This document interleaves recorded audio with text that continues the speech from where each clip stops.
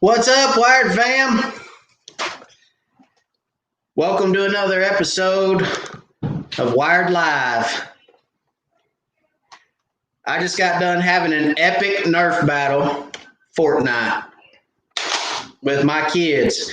I'm hot. I was almost late. I'm loading my gun in case they come in here and try to mess with me while we're doing this.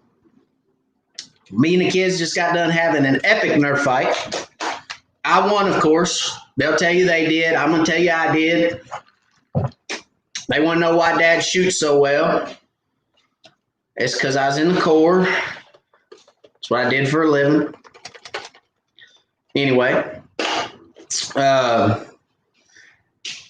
what's up, asleep? It's because I was in the Marines and not in the Army asleep. That's why I shoot so good. That's why I told my kids. Boom, boom, 1-2, right out the break, right out the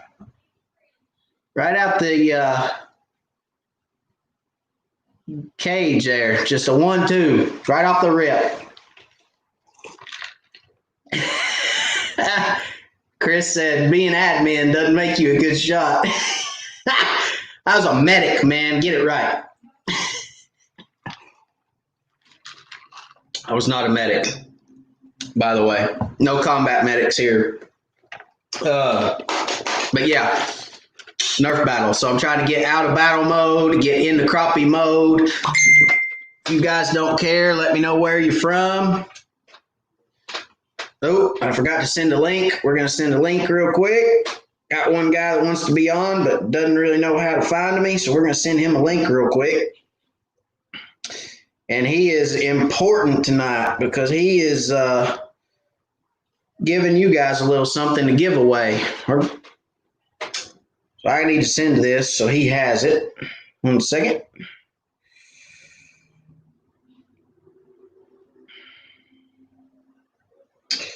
So I got shot in the head like 27 times by my kids with the Nerf guns. And I'm probably breaking all kinds of YouTube rules by saying shot in the head and Nerf guns. But you know what?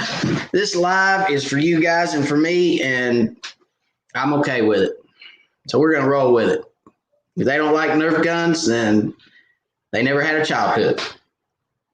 I remember playing with Nerf guns when I was a kid. I loved it. My kids love it. Let's see here. Don't forget, guys, let me know where you're from. Say hello. If this is your first time on, welcome. If it's not your first time on, welcome. And as soon as I send this link right here, we're going to get back to it. I'm going to tell everybody hello. I think it worked. Oh, yeah. There we go. All right. I'm back. Never left, but I'm back. Let's see here. Blake Hawk, what's up? Larry Merrick, hello. Eddie Gregg, welcome, welcome. Steven, Holly Springs, North Carolina. Nice to be here with the Wired fam. Oh, let's see. Steven said he's going to go click the like button before things get going. Let me explain something to you guys about the like button, okay? Thank you, Steven, for the like. I appreciate it. Guys, if you like what's going on here and you like what's going on with the channel, by clicking that like button, it does several things in YouTube. 1, it lets YouTube know that it's good content, okay? 2, it lets other people in YouTube know it's good content. 3, YouTube uses an algorithm of liked videos and keywords in videos that, like when you go watch a YouTube video, it says suggested videos on the side, right? So let's say you go watch a video on Crappie and it does its thing and it pulls up all this different stuff and it puts all these different algorithms in there and then it searches liked videos.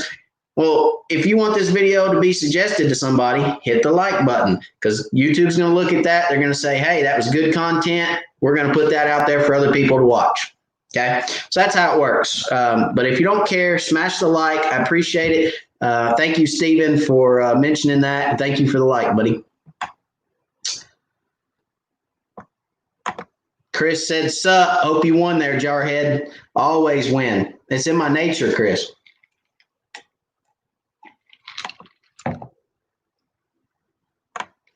I sometimes have to remember that my kids are just kids, and I can't shoot them in the head every time. So I have to shoot them in the head from far off and not close up because they don't like getting shot close up. It stings. Sean Mitchell, what's up? He said, missed y'all the last 2 weeks. We missed you too, Sean. Glad you're back. Andy Perry, what's up? Glad to be back. Have you found an Ultrex yet? Funny, so the Ultrex thing, I thought I had one located. I went to pick it up, and it was 36 volt. And the guy said it was a US2 30 or 60-inch shaft, US2. Just what I wanted. I went to pick it up. It's 36 volt. And the guy said, I thought you wanted 36. I said, no, I wanted 24. He said, well, I'm sorry, it's 36. I thought, man, I just don't want to put another battery in my boat. I really don't. I have to rewire everything, reorientate my batteries. I didn't want to do it. So still on the hunt. But talked to a guy today that's thinking about getting rid of his. And it is a 60-inch shaft, 80-pound thrust, 24 volts. So I told him, I said, if you decide to get rid of it, call me first. He said, okay. So maybe I may have found one. We'll see. Still on the search, though. Still hunting. Hunting's the fun part.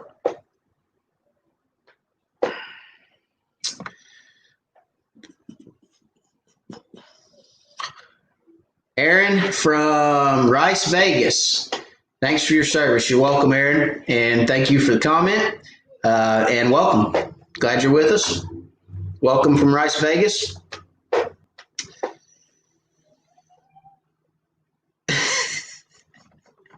Chris said he thought I was the administrator for a cook platoon. No, I wasn't in administration. I was one of them guys that got yelled at all the time. Got told what to do. Yes, sir. I was a yes, sir. Joseph, what's up, Matt? What's up, Joseph? Christopher Peters, Jonesboro, Tennessee. Welcome. Andy Perry's from Central Alabama. At the firehouse, a firefighter. Thank you for your service, Andy. Ashley, good evening. Guys, I don't know if you saw the photos with Ashley, but Ashley and I wore them out last weekend. We caught 114 fish in 8 hours. So it was a really good trip. We had a really good time. And, hey, Ashley can shoot the docks. Ain't no doubt about that. And you talk about funny. You want to talk to somebody that'll just keep you laughing on your toes all the time, keep you laughing. Ashley will keep you laughing, guys. And I'm telling you right now, I watched him lose a fish, and it was the funniest thing. I think I intentionally didn't get the net a couple times because I just wanted to see if he'd lose it so I could watch him go nuts again. It was actually really funny. It's really comical. I had a really good time with him. So, Ashley, thank you. Thank you for the laughs. Thank you for the trip. Thank you for the good time. It was really fun. I had a really good time. So thank you. Ronnie Harris, good evening. Carrollton, Georgia. Jay Stalker. Got Justin, Wisconsin. Joseph Thaxton. Hello from Georgia. What part of Georgia are you from, Joseph? I got some roots in Albany. I was born in Atlanta. So I got some roots I put down in Georgia before I came to Tennessee. Robert Love. Matt, what boat and model do you have? I have a Ranger 690 VS. It is a 96 model. Yeah, 96. It's a 96 Ranger 690 VS, and I absolutely love it. It is, for me, the way I like to fish, open water fishing. It is the perfect boat, in my opinion, for me. I also like to – no, I don't think so. I also like I like to troll some too, and it is a great trolling boat. So I really, really, really like it. Aaron says liked. Thank you, Aaron. I appreciate it. Sam said he caught another monster crappie off a point with a deep drop off. That seems to be where the big ones are on the bar. It's a good place to find them at. Phil Pickett, Central Illinois, hello. Robert Chadwick, hello. All right. Let's see. Let's recap the week real quick before I get into questions. I'm starting to see some questions pop up, guys. So I'm gonna kind of recap my week last week. Lot of fish. Like I said, Ashley and I fished. We caught a lot of fish. Fish docks the entire day. A lot of fish on docks. It's truly summer pattern right now, guys. One thing I want to mention about a summer pattern is fish are going to school up in the summer. They're going to group together. So if you're used to going in the spring and fishing brush and catching fish on every brush pile you stop at, you are not going to do that in the summer. That is one thing I wanted to mention. I was watching another YouTube live and they were talking about hot water, and they were talking about not finding that many fish, one here, one there, carrying on. And I thought to myself, man, I wish I could talk right now, because in the summer, fish will school back up, and you will not find them on every pile. But I will tell you this, when you find fish, you will find fish. They will be schooled up. You will find groups of fish together. Generally, they're going to group up in age classes. You will find some piles that'll have a mixture of big fish and little fish. But what I typically find in the summer is if you get on a pile with 12-inch fish, they're all 12-inch fish. If you get on a pile with 8-inch fish, they're all 8-inch fish. So age groups typically tend to school up from what I see in East Tennessee. The big fish will still kind of be loners. You may find them 5, 8 fish at a time instead of 1 or 2 at a time. But typically the bigger fish are going to still be loner fish. And I'm talking 2+ pound fish. But cover water, okay? Cover water in the summer. If you go over a brush pile and you don't see anything on it, don't try to materialize fish on it. Go find another pile. Find the fish. When you find them, you'll know it because they'll be lit up. So move around a lot, look at a lot of different stuff, and look for those groups of fish, okay? So if you saw the video this last week, another good day on the water, same thing there. You know, when you find those fish, I don't know if you guys noticed or not, but a lot of the fish came from the same brush pile because I found those fish schooled up, and there was probably 50 or 60 fish on that one brush pile. And I don't know how many fish I caught in that last video. I typically don't count how many fish I put in a video, but I literally didn't put fish in the video that I could have. I just sat there and caught so many fish, and I have to condense that down into a 15 to 18 minute video for you guys. I don't know if you guys would sit there and watch them longer. I can always go longer on videos, but I don't know. You guys tell me. I try to keep everything. I'm sure you guys have noticed that 15 to 18 minutes of content for you guys. So like I said, just a lot of fish. You find that pile that's got fish on it, and you'll have a good day. Okay. So that was kind of my week. It was a really good week. I caught a lot of fish, probably over 200 fish, easy. It was just a lot of fun. Like I said, summer fishing is gosh, it's just one of my favorite times of year, if not my favorite time of year to fish. I don't have to bundle up like an Eskimo. I can sit there, I can catch fish. You pretty much, as far as crappie fishing is concerned, you know, you kind of got the lake to yourself. You don't really have a whole lot of people out there with you crappie fishing. And the ones that are out there are generally pulling crankbaits this time of year, anywhere. I mean, in our neck of the woods, they are. And crankbaits is a great way to catch those suspended fish in the summer, and those schools of suspended fish. But they're still on brush, and you can still catch them. I will say this: the fish that I caught this last weekend were at 2 different extremes. Okay, I caught fish in my video at 20 to 22 feet total water depth. Brush came up to 16 to 14 foot. And they were in the top of the brush, and I caught some of them in the brush. So they were from 14 to 18 feet in the water column on structure. And then when Ashley and I fished, we never fished deeper than what, Ashley? 9 feet was the deepest we fished. Caught 114 fish out of less than 9 feet of water. So your lake and the conditions will dictate where those fish are. Don't be afraid to go shallow in the summer.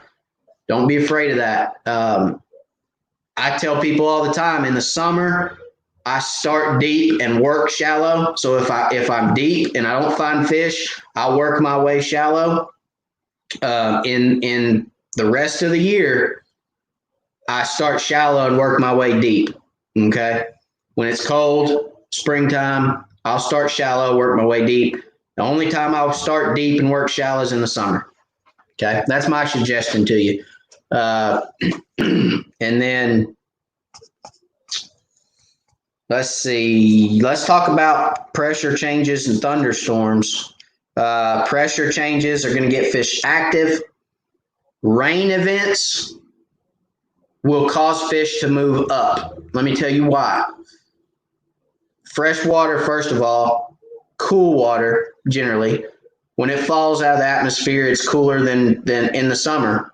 This is summer fishing. It's cooler, so it cools the surface temp off. Not only does it cool the surface temp off, but it adds oxygen to the surface. It adds oxygen to the water. It's just like a fish tank or your live well. You're bringing water from above your live well and spraying it into your live well, which what? Creates bubbles, which creates oxygen in the water. Rain does the same thing to the lake. It adds oxygen to the surface. A lot of times you will find fish, especially if you get an all-day rain, the next day, the next morning, you can find fish shallow because there's oxygen and it cools the surface temp off. Those two things combined will move fish up.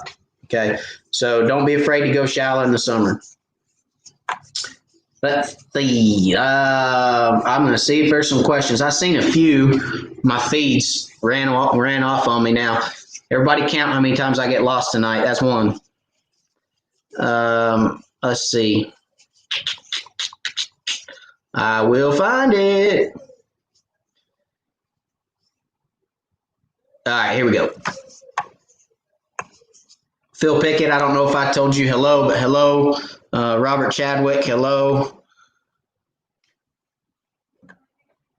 Robert, that second comment I won't put on the screen. But that's what I'm here for, buddy. That's what I'm here for. So where are you fishing at, Robert?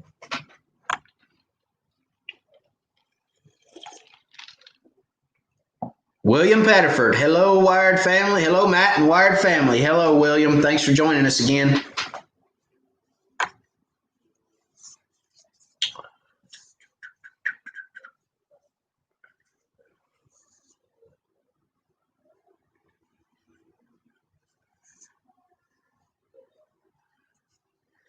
Steven said he lost a big one yesterday.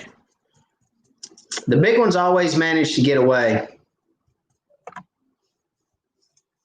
Larry Merrick, shout out to Blake and Gunny's Crappie Cove. 10-foot Ozark plus slick stump bug equals 16.5-inch crappie, personal best. I got a picture of that personal best, Larry, the other day. Congratulations, buddy. That was a heck of a fish. Guys, Gunny's Crappie Cove. If you haven't been to Gunny's Crappie Cove or the Crappie Cove at Gunny's, okay, it's in Maryville, Tennessee, Crappie Cove at Gunny's. They have everything that Walmart does not. All right. They've got all the good stuff. Okay. They've got your bonehead baits, your crappie magnets, your jiffy jigs, they've got your baits, your hooks. They've got light wire hooks. They've got ACC crappie sticks. They've got Ozark rods, B&M rods. They've got it all. They've got everything. They've got line. They've got rods, reels. They got it all. So if you have not been to the Crappie Cove at Gunny's, in Maryville, Tennessee, check them out. And I just learned that they're actually working on a website. So the Crappie Cove will have a website that's coming soon too. So we'll let you guys know when that website's going to come out or when it is out. You guys can check it out, and they're going to do online orders too. So you guys will have someplace new to shop, which would be really cool. And if you mention Wired for Crappie when you go in the store, when you go in Gunny's, you mention Wired, and you'll get 10% off your products at Gunny's. So at the Crappie Cove. So go check them out. Terry from Collinsville, Oklahoma. Hello, Terry.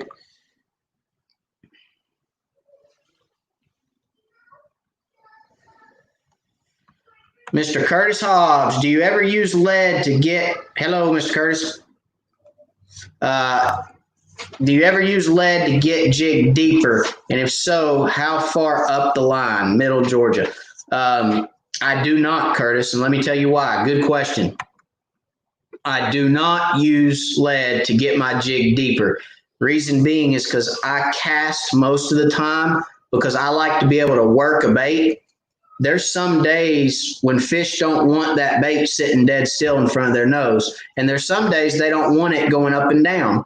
So vertical jigging, there's some days you can't buy a bite because they don't want that presentation. They want something that's swimming, okay?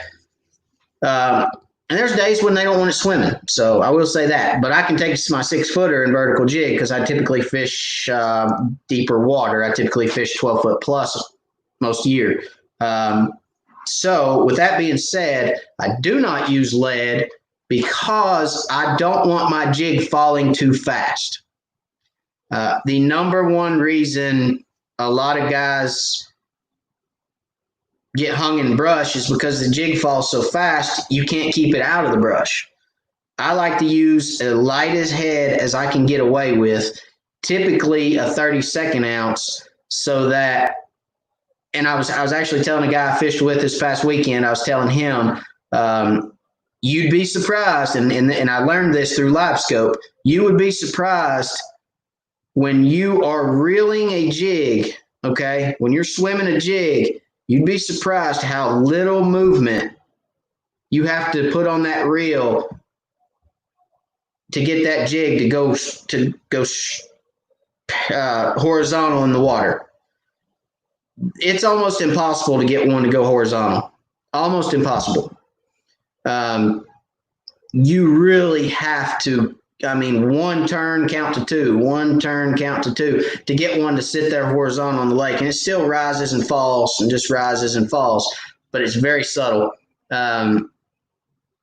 So for that reason, I try to use a light a jig head as I can so that I can keep that jig in front of that fish the longest period of time.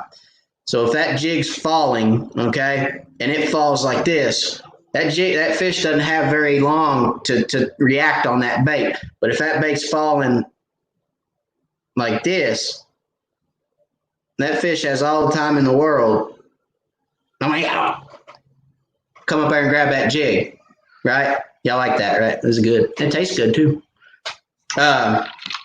It's a good jig. It's a Matt's finger jig. But for that reason, I don't add weight to my jig. I want my jig to fall as slow as I possibly can, give that fish time to react on my jig, see it, react on it, make a decision to bite it, so on and so forth, whatever you want to call it. But I want that time, and I do not add lead.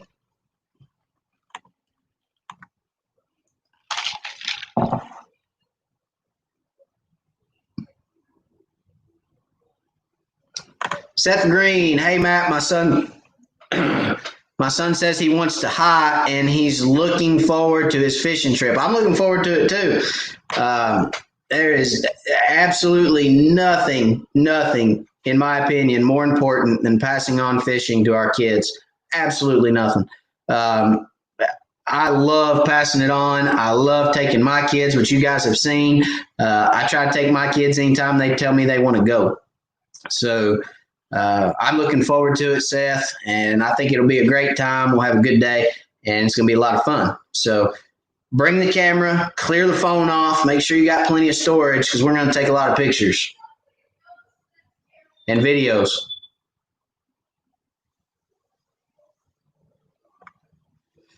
Terry Landry, good evening.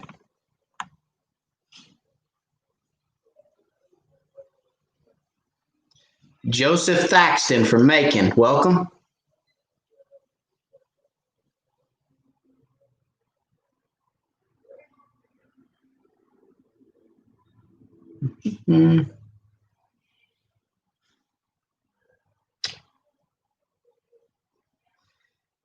You guys got a combo going over here. I'm trying to decipher. I'm trying to decipher it out. Sorry.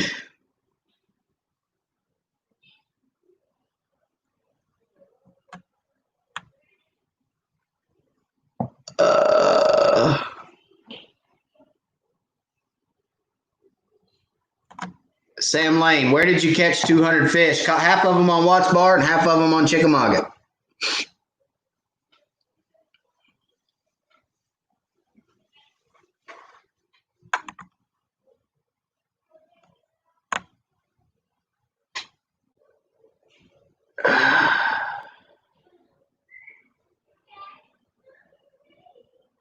Robert said Ohio. Heidi Clark, hello.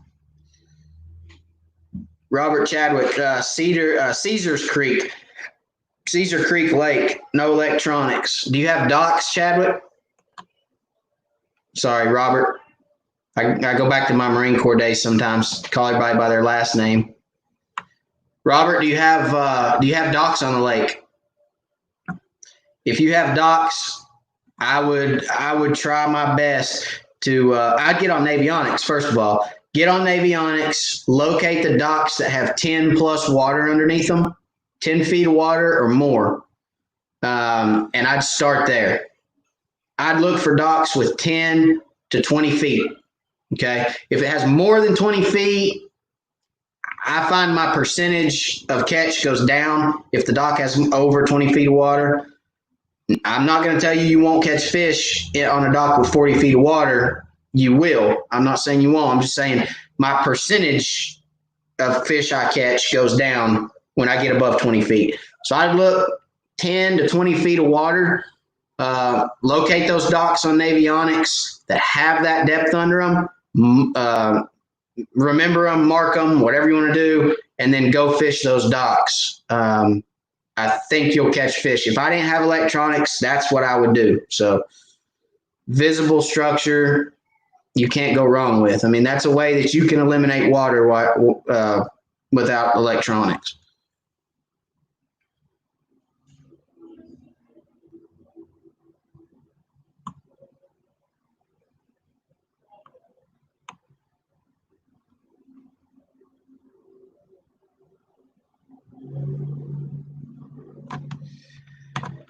Sean Mitchell, good question. Did you nail down a date for meet and greet at the Crappie Cove? No, I have not, Sean. I have talked to them about it. We are going to do it. They're on board. I'm excited about it. They're excited about it, but we have not nailed down a date. We're still trying to figure out everything time-wise and logistically, how we're going to make that work. But we will have something. Like I said, we're going to do it before the end of August. So it's almost August now. We're in the middle of July. So it'll be in the next month and a half. We just hadn't nailed that down yet, but I will let everybody know as soon as we do. Oh, there's number 2. It just jumped on me. Hang on, gotta go back up. Here we go.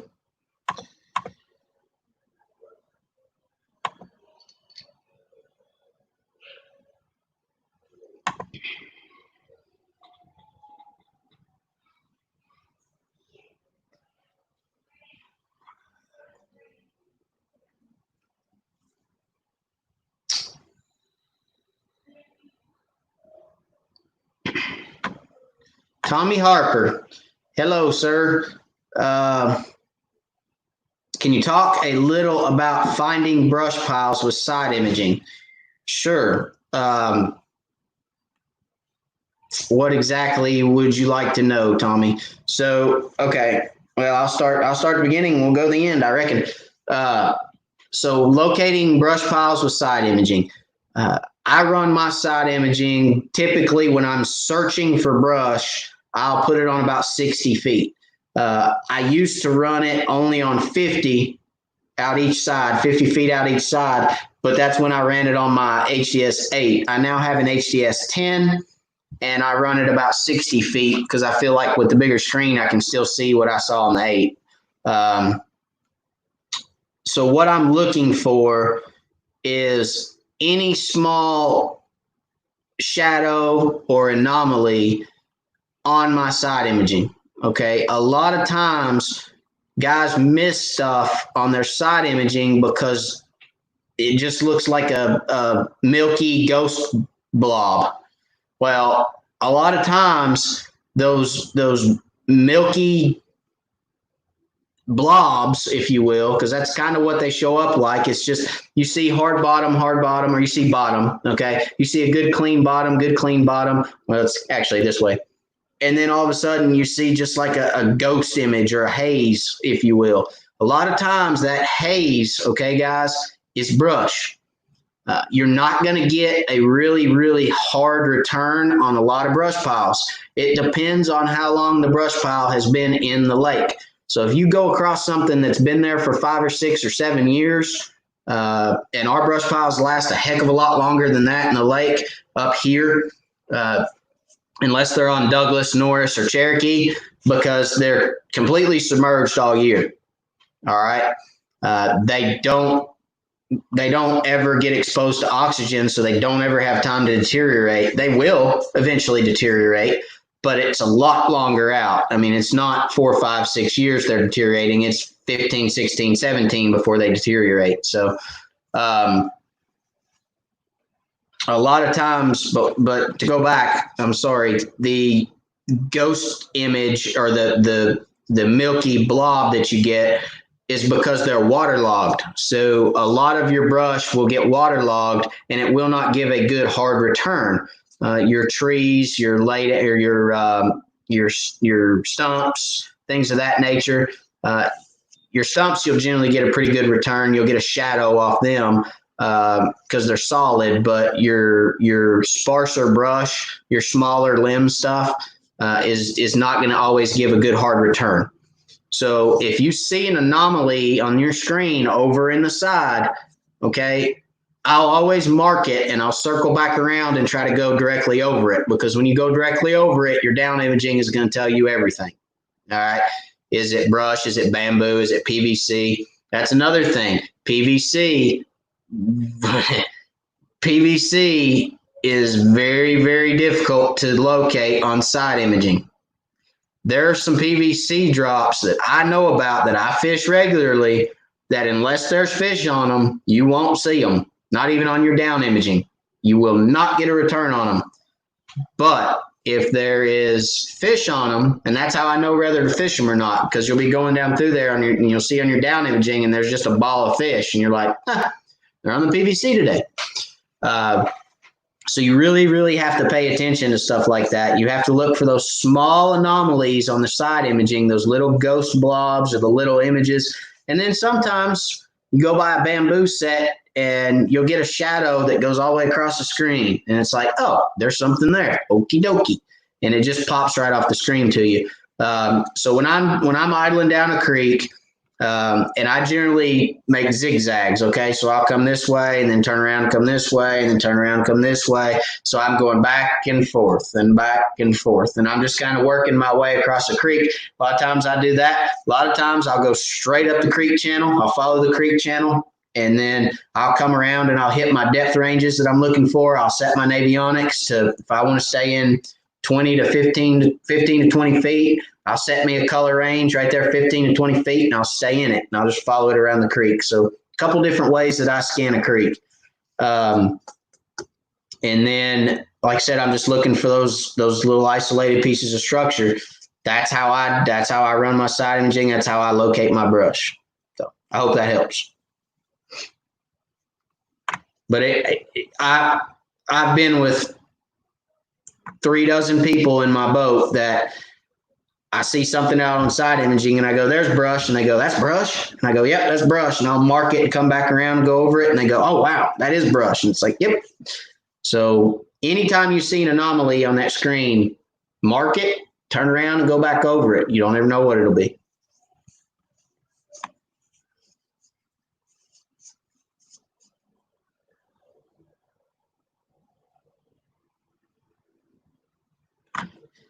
Sam Lane, so how do you keep the jigs deep enough when trolling? Even with low speeds, it will come to the surface. It comes to the surface some, Sam, but it won't come all the way to the surface.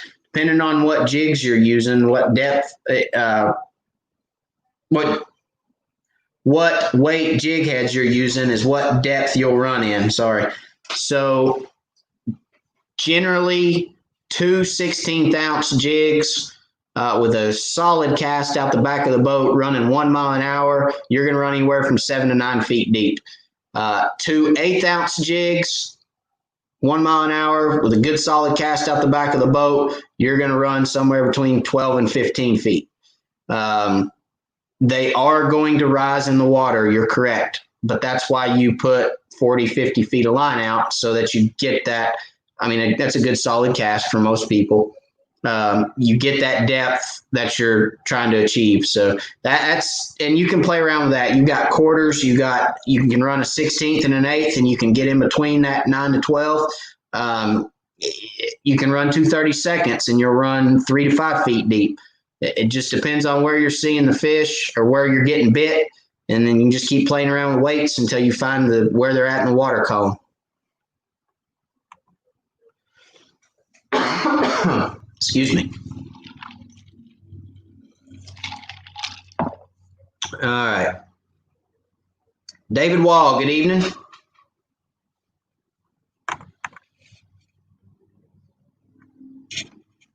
That's a good question. Sam's got another one here. Let's see. Is there any time of year you don't catch crappie?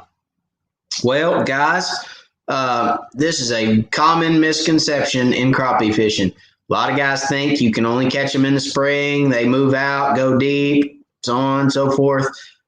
I personally myself have not found a day in the 365-day year that I can't go to the lake and catch a crappie. So the answer to that question is no, there is no time of year that you cannot catch crappie. You can catch crappie year round. You just have to know their patterns. You have to know where to fish for them, and you got to go. You got to go fishing. You can't catch them at home on the couch. That's the one time of year you won't catch them, is when you stay home. But other than that, no, you can catch fish year round. It's like deer hunting. You know, you can't just kill deer. I mean, if they'd open up deer season January through December, you could go kill deer.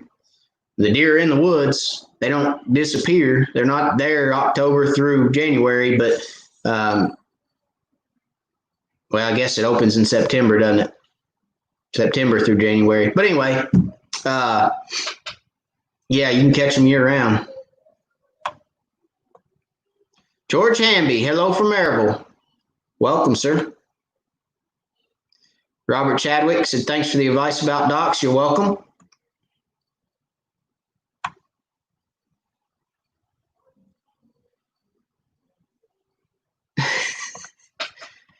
Aaron said, don't forget the pizza and free stuff. Yep, we're going to have pizza. We're going to have giveaways. We'll do some different stuff at Gunny's. It'll be fun. We'll have a good time up there when we do the meet and greet at Gunny's. It's going to be a lot of fun, so I'm looking forward to it. Asleep, I want to go to the meet and greet. Well, we'll tell you when it is, and you just leave 14 hours before, and you'll be there, buddy.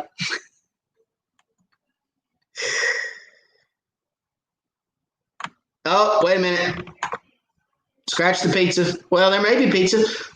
Mac, I'll have a food truck in for the live at Crappie Cove. We can all visit and have dinner after the live. That'd be great. There you go, guys. Straight from Blake Hawk. Thank you, Blake. That's awesome. I'm looking forward to it now. I mean, I was looking forward to it before, but I was looking forward to the food even more now.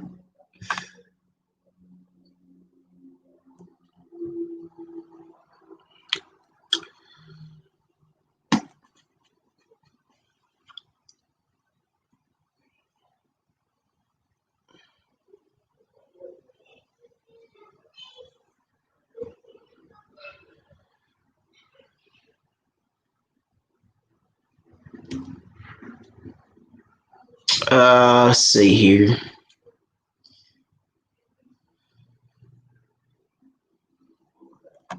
Smash that like button, guys. Thank you, Chris. 52 watching, 26 likes. Smash that like button if you guys don't care, please. Oh, number 3. Just jumped again.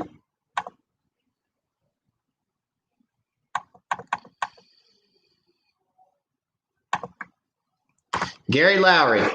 Now that water is pushing upper 80s temp, is it better to fish docks and under bridges or deeper structure, and why? And big or small bait, live or plastic or both?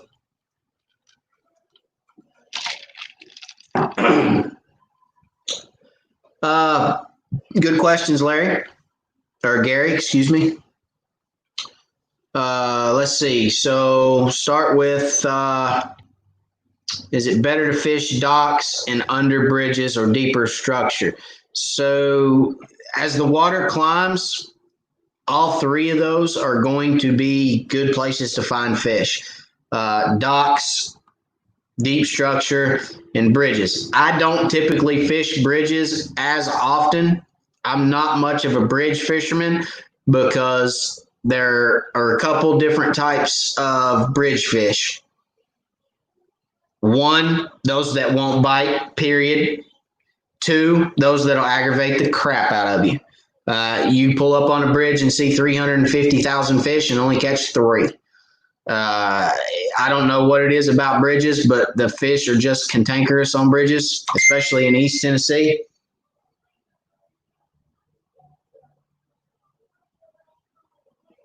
And sorry, guys.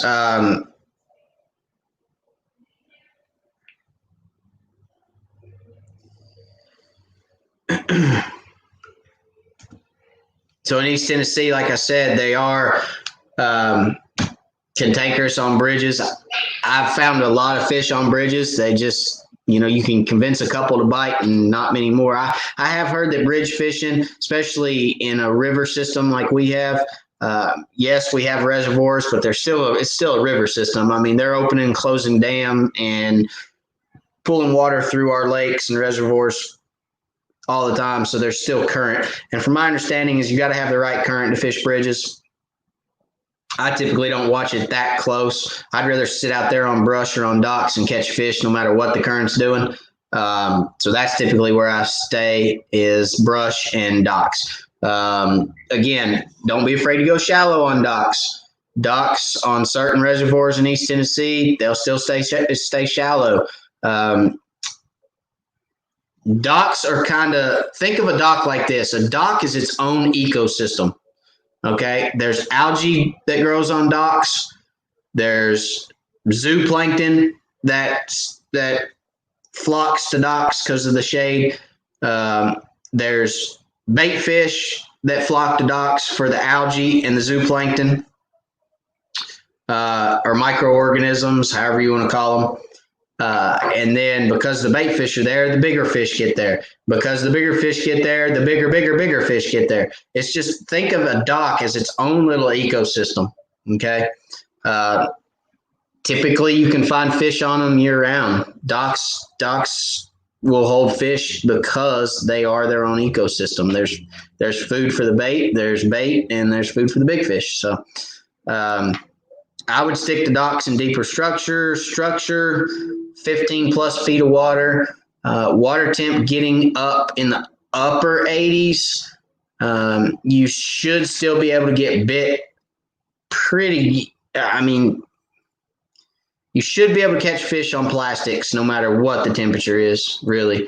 I have seen times when a live minnow will outfish a plastic, okay?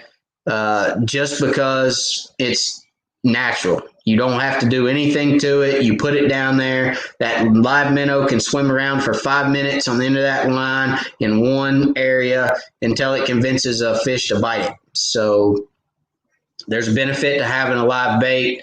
I will use live bait late in the summer, but typically it's late, Gary. And I mean like middle to end of August late. 1st of September even is typically when I'll use live bait.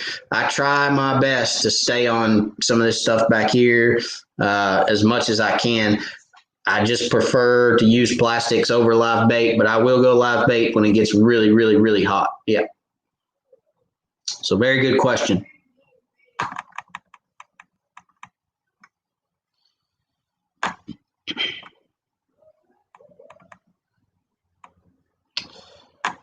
And I'm lost again. There it is. All right. Sean Bradford from Kentucky. A little late, but here. Welcome.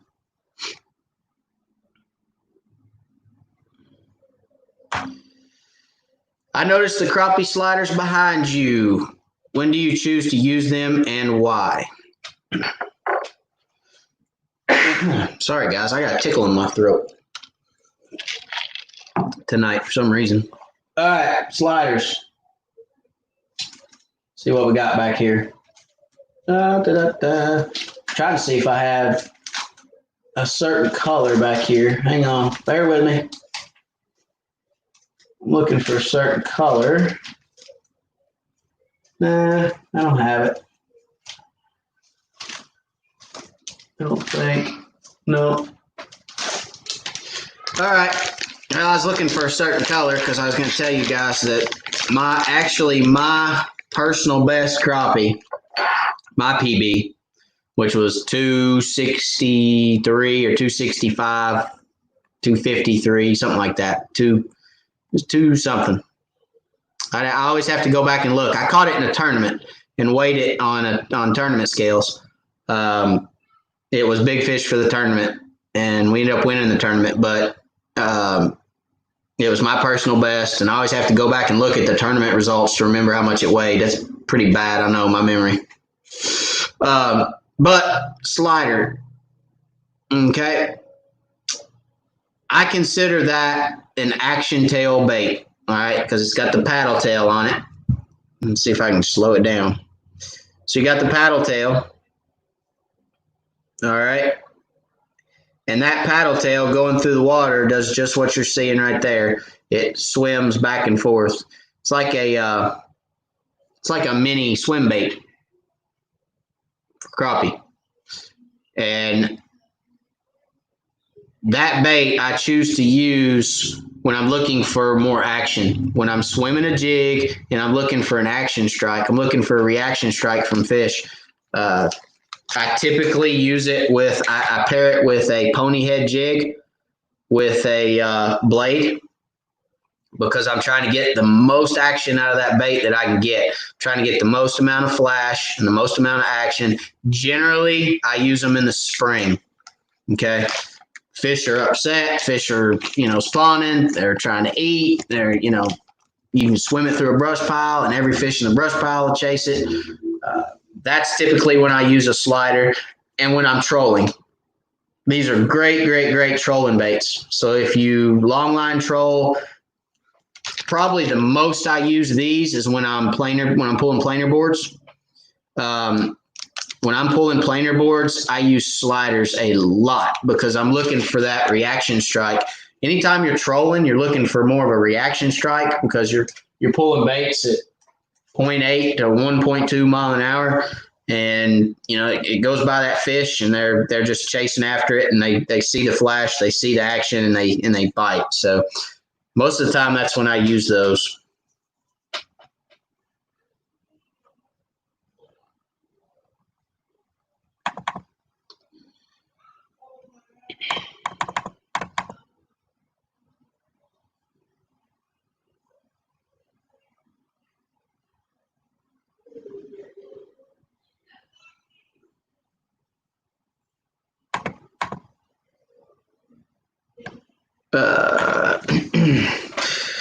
Larry, Matt, I think my problem now is that I'm missing bites, vertical jigging, and I see the crappie come up to my bait but don't feel anything. Twitched the rod and surprised there was a fish on. Larry, a lot of time with vertical jigging, I'll say this, that's another reason why I like casting my baits. I like swimming my baits. I like to have that feel of my jig. I like to stand up there and be able to feel that jig coming through the water. Okay. A lot of times when you're vertical jigging, and let me get some line here.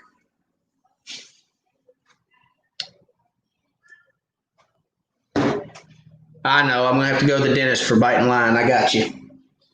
Funny story about the dentist. I'll tell y'all in just a second. Let me get a jig.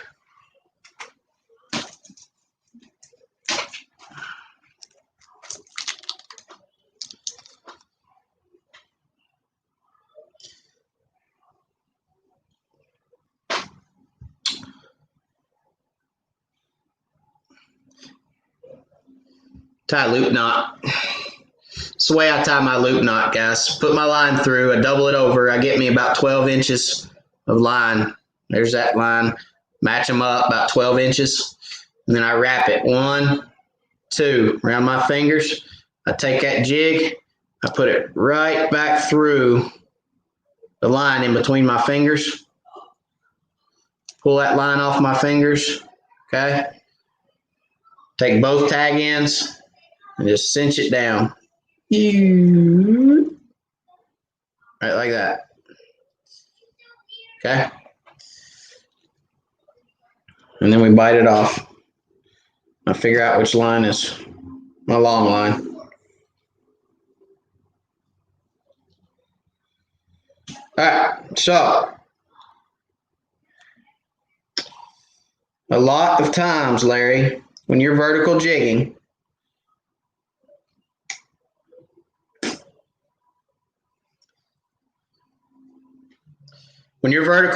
okay, you got your jig and you're jigging straight up and down, right? That fish, most of the time, is below your jig, correct? So you got that fish, or he's dead level with your jig, because you're typically not fishing below the fish, okay? You're typically fishing just above him or right even with him, all right? I've said this before, and I've learned this with live scope. 9 times out of 10, when that fish comes up to that jig, he's just below that jig, and you'll see that fish. He'll come up to that jig and he'll turn down about 45 degrees. That's when you know you're getting ready to get bit. Now, when he's at 45 degrees below that jig and you're vertical jigging straight up and down, and he comes up and grabs that jig, which way is he going with it? He's going up. When that fish comes and grabs that jig, he hits that jig and goes up. You're not feeling anything. That's one downfall to vertical jigging. A lot of times, unless that fish comes up, grabs that jig and turns down, you'll never feel a bite, because he's picking that jig up and going up. So if that fish picks that jig up and just sits there like that in the water, you got a slack line over here, you'll never feel him strike.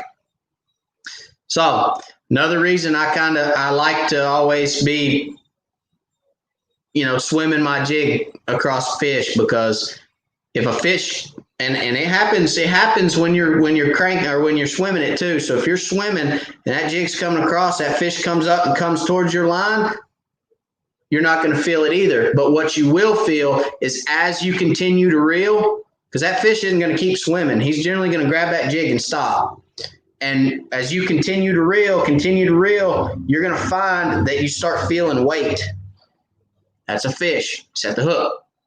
So you're not always going to feel the thump. There's a lot of guys that say, I love to feel the thump. I love to feel the thump. You're not always going to feel it. Okay. So keep that in mind when you guys are vertical jigging. If that fish is down here and he's looking at your jig and turns and he strikes that jig and comes up with it, you'll never feel it. So that's probably what you're experiencing, Larry. I hope that helps. Grant Bailey, it goes well, sir. How are you?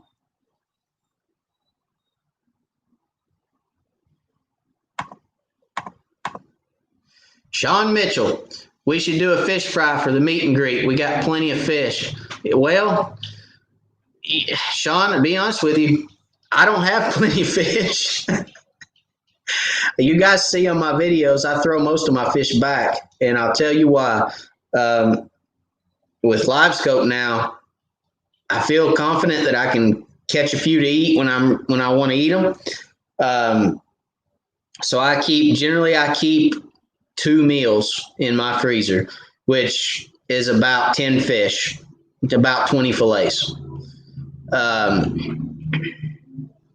fish, 10 fillets will feed me and the boys for an evening. My wife does not eat fish. I know. I've tried to convince her they're the best thing in the world, but she just doesn't like them, so we don't make her eat them. But I don't keep a whole lot of fish in my freezer, so I don't have a whole lot. But you guys may have a whole lot. But you know, I'm a big believer in keep what you're going to eat. If you're not going to eat them, don't keep them. I know so many guys, Sean, and I'm not saying anything about anybody here or you or anybody else. Don't take me wrong, but I know a lot of guys that will keep everything they catch. It's over 10 inches. It doesn't matter. And, you know, they get 3, 4, 5, 600 fillets in their freezer, and then they go bad before they even eat them all. So they're constantly throwing fish away because they just don't eat them. And I'll be honest with you guys, with live scope coming out and more people purchasing live scope, I wonder what the population is going to look like in 10 years. Because I'm telling you, it makes a man more efficient, which makes a man put more fish in the boat. Will it catch fish for you? No, it won't. But it will help you put more fish in the boat because it's going to make you'll know when to leave and you'll know when to stay. And that's a scary thought because there's a lot of good guys out there that can take that piece of equipment and go catch fish. So yeah, I try to do my part. I try to put as many back as I can, and they can live to be caught another day. But that's just me.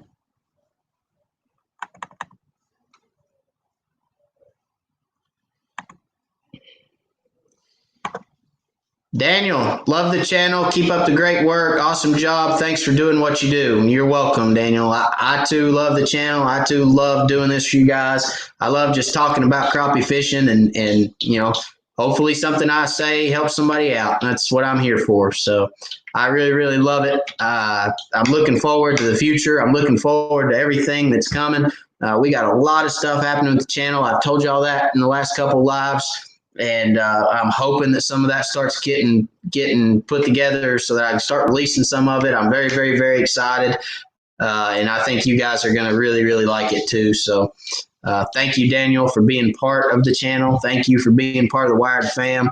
And thank everybody else for being part of the Wired fam. I appreciate you guys. If it wasn't for you guys, I couldn't do what I'm doing. So I appreciate y'all.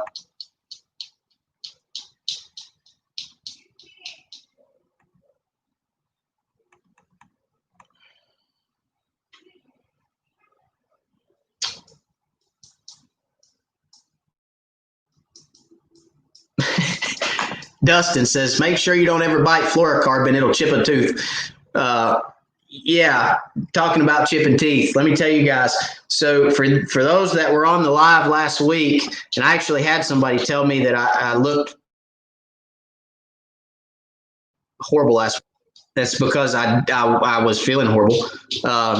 So last week, about 10 minutes before the live show started, I was eating a sandwich and some chips, and I bit into a Dorito, and my very last molar on the top completely cracked in half. And I mean cracked in half. Like could take my fingernail and stick it inside my tooth in half. And you want to talk about painful. Every single time I bit down on anything or talked and touched my teeth together, it hurt like the dickens. So I did that entire live last week with a cracked tooth. And for everybody to get on and have everything that was going on last week, for those that were there, you know what I'm talking about. There was a lot of things last week that there was more people than just I that had a bad day. Okay.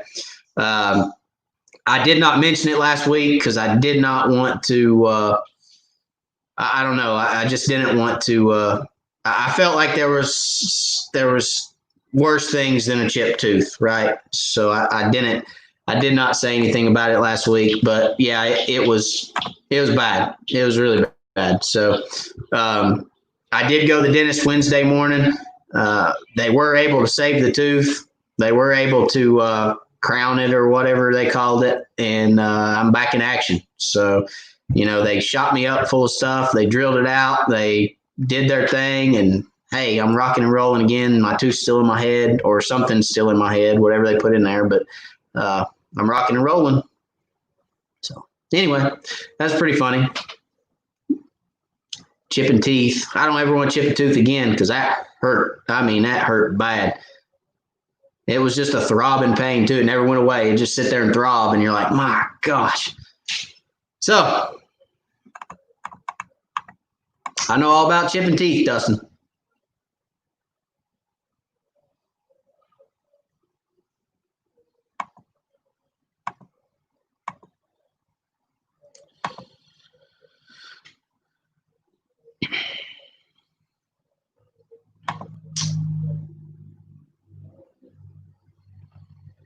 Sean, let's see. I agree 100%. Never keep more than you'll eat. We do fish fries for a lot of family get-togethers. I love fish fries for family get-togethers. I actually do some fish fries here and there for my kids' birthdays.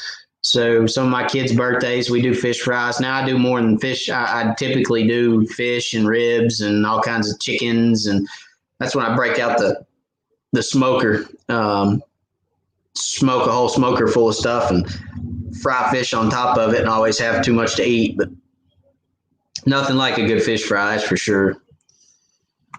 Britt, I agree with you about keeping fish. Yeah, it's kind of something that I've been aware of over the last couple of years, and I just try to do my part, Britt. That's why you guys see me throwing most of my fish back, because I want my kids and their kids to be able to go catch fish too. And, I know there's some people out there that are probably going to say, Matt, you're an idiot. There's more fish than anybody can ever keep out of the lake. And that's probably true. But I figure if I do my part, maybe it'll help ensure that. I don't know, but I do eat them, and I eat what I can eat. And then, I throw the rest back in the lake. I want to catch a 3-pounder one day, and I keep telling myself if I let the 2-pounders go, eventually I'm going to catch a 3-pounder. So we'll see. I hope I do it on video. That'd be really cool.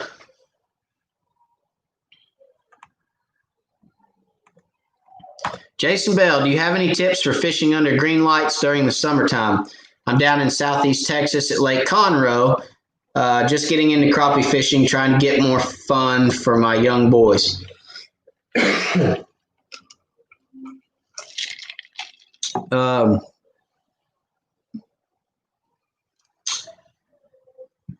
Yeah, I do, Jason. I've said on this channel before, I used to do some night fishing, but I don't a whole lot anymore. And the reason is because when I stay up all night, my kids sleep all night, and then my kids want to play all day the next day.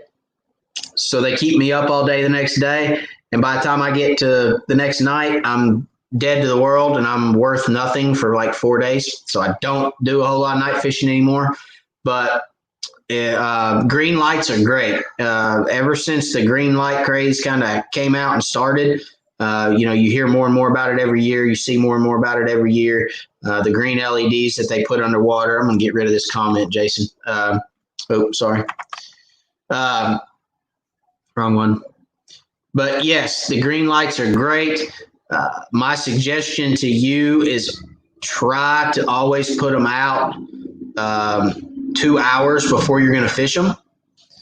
The reason being is because you have to wait for bait fish to accumulate to the lights. You're not going to put a light out and in 5 minutes have bait fish, game fish, and everything under your light. Not to say you won't. I mean, if you put a light over top of a brush pile that already has bait and fish on it, then you may. But if you put your lights out and you're not set up on fish to begin with, it's going to take a little bit of time for the bait fish and the game fish to be attracted to your light. So when I used to night fish, I would always put my lights out. I wouldn't even fish for the first half hour. I'd put my lights out. I'd get everything situated in the boat. I'd, kind of orient everything where I knew it was, talk to my buddy, because I always fish with a buddy at night. It's best to fish with somebody at night if you're going out on the lake by yourself. It's especially when it's dark. But I wouldn't even fish the first half hour because I'd always watch the bait fish around the light. And when they started to spin, when they started to swarm and spin is when I started fishing. So a lot of times it takes time for those fish to get on the lights. And that would be my number one tip is just, if you can, get the lights out early.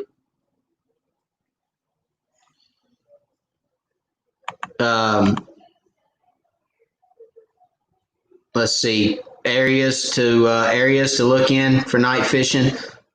Points are always good. Mouths of the creeks, over top creek channels, around brush, on top of brush, flats. Flats are always really good. If you find a flat, a main lake flat that's off of a creek channel or a river channel is always good because fish are going to pull out of the creek channels and out of the river channels to the flats to feed at night. They will move up shallower, so you want to fish shallower. I'm not familiar with the average depth on Conroe, so I'm not going to tell you exactly what depth to look in, but I'd probably be in that 15-foot range if it was me. If you found a flat in that 15-foot range and you found some structure isolated on that flat, I'd probably stick somewhere around in there. That would be where I'd look first. So, hope that helps.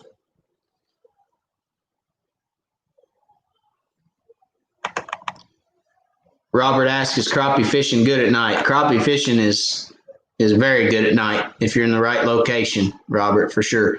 I will say this, if you find docks, if there's docks on your lake, Robert, that have lights on them, a lot of docks will have like a street light hanging on the end of it, or they'll have a security light hanging on the end of it. And then some docks, let's face it, some people that live on the lake are fishermen. So a lot of guys will put, a real low hanging light, kind of a floodlight on the edge of their dock that shines in the water. If you find that, Robert, there will be crappie. There will be crappie on docks if there's a light there because it's on every night. And the fish are used to coming over there to feed. So docks are a very, very good place to fish at night if you can find them with lights on them.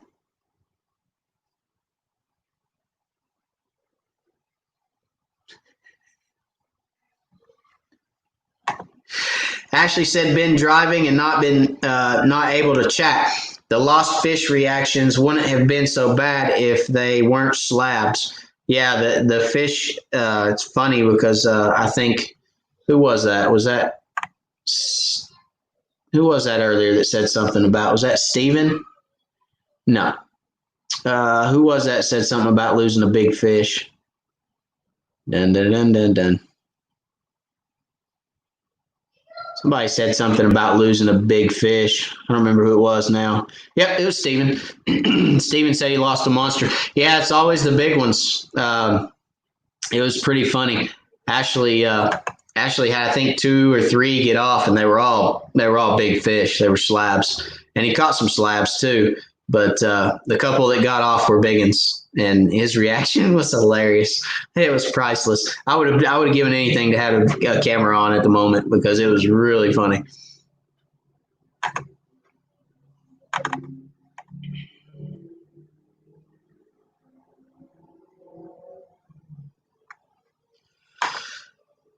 Josh, when using the Fishing Specialties pole, I installed it per their book instructions. How should the handle relate to the transducer and image on the screen?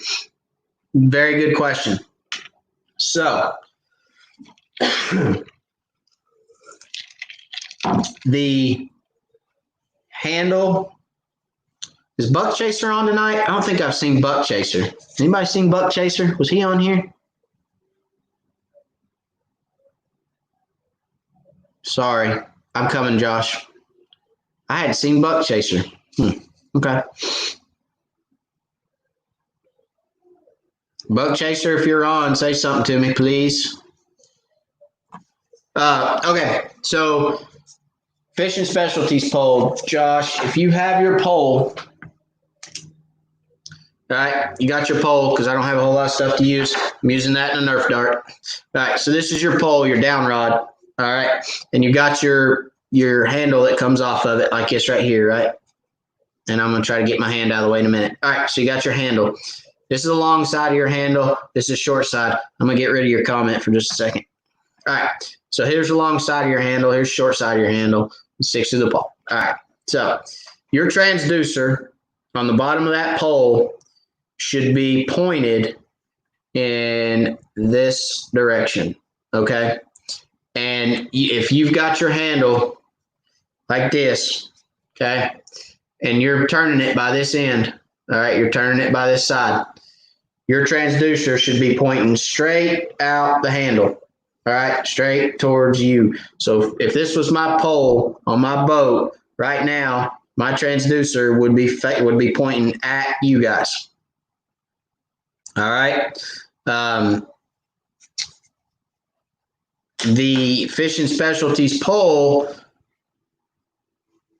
the cup that goes on the end, you could potentially have to spin it to get your transducer lined up with your handle, but your transducer should be lined up with your handle. That way, when the handle's pointing, when you have the transducer in the lake, wherever you point your handle is where your transducer's pointing. Does that make sense?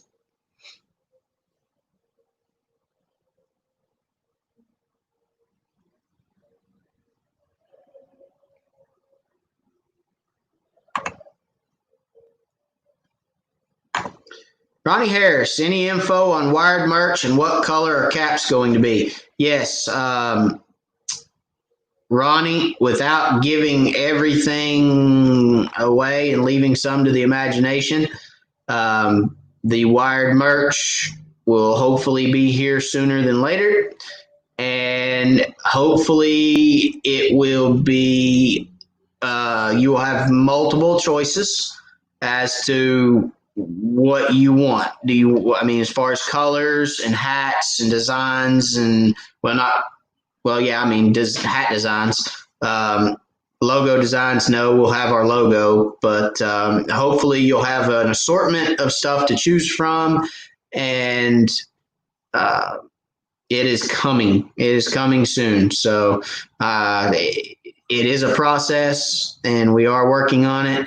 We're trying to get it complete, and what I don't want to do is go off half cocked and give you guys something that's not complete, not ready, and not done, and then everybody get frustrated with it. So I want everything to be complete. I want everything to be put in place, and then we're going to do a release, and we'll do a video, and we'll do everything for you guys to see. We'll do, talk about it on the live and all that good stuff. So it's coming, Ronnie. I promise you it's coming.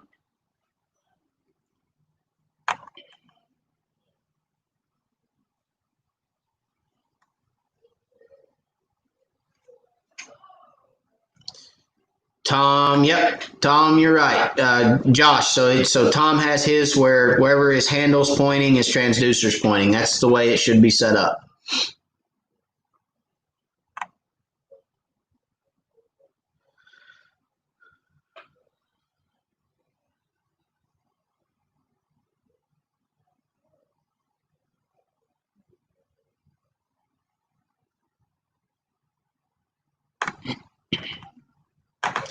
William says, good deal on night fishing, place and weight. Yep. It takes time. It takes time to get the bait fish there. It takes time to get the crappie there. All right, Buck Chaser's here. Guys, let me show you all something real quick.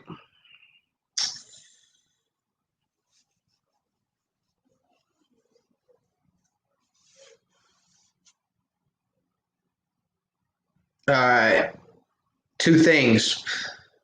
First, Mr. Buck Chaser, hang on just a second.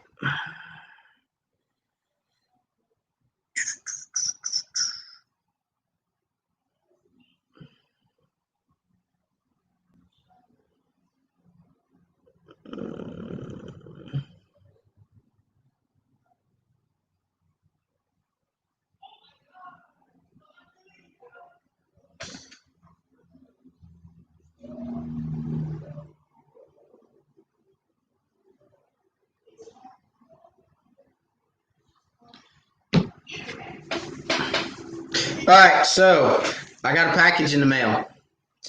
I want you guys to see these jigs that Buck Chaser makes. These things are incredible. I'm excited to use them.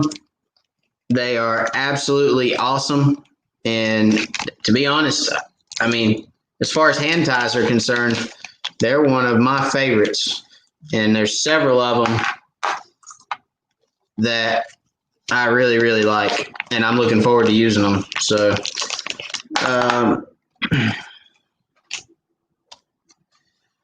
so look at these things. That is absolutely sweet right there. It's 32nd ounce head. I love, love, love the body of these.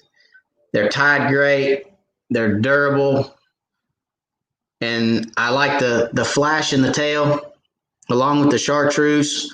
I mean, they're really, really good jigs. I really like them. Thank you, Buck Chaser, very much for these. I am going to use them. They are really cool. I like the head. That's the aspirin head, little aspirin head. I like it. I mean, you got the silver and chartreuse. Here's one that I really like. I like chartreuse heads. Got the blue body, the chartreuse tail with the tinsel. I know you guys. There's a lot of. There you go. A lot of light coming on that thing. There you go. You can see it there. But thank you, Buck Chaser, for these very much. I'm going to put these to use in a video probably.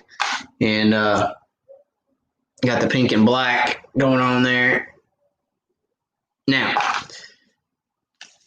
one other thing that was in there that is probably one of the coolest things I've seen in a long time. And I can't imagine how long it took to make this thing.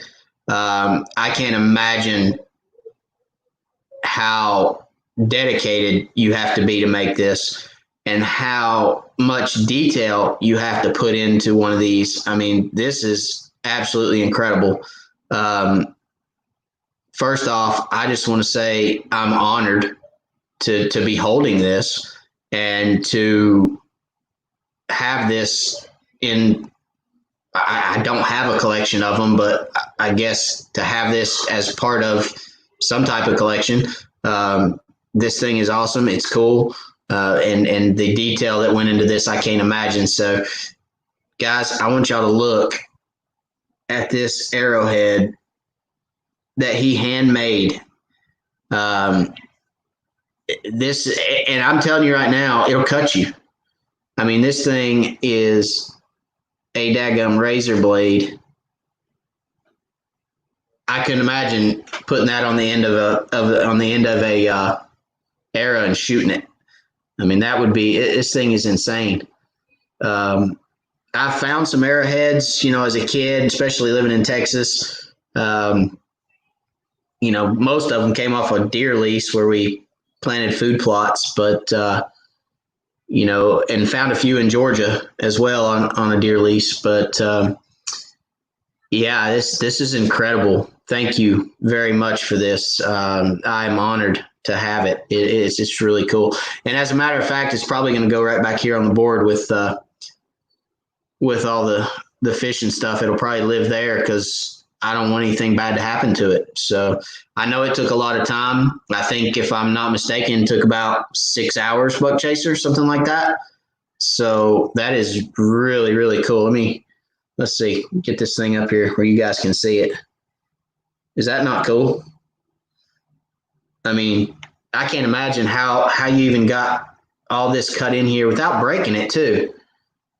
I mean, how do you make that without breaking it? I'd have that thing broke all to pieces. But it's really, really cool. Thank you very much. So I'm honored. I really am. Thank you, Buck Chaser.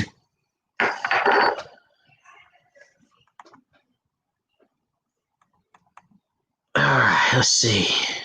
Hey, guess what? I'm lost again. Oh, man.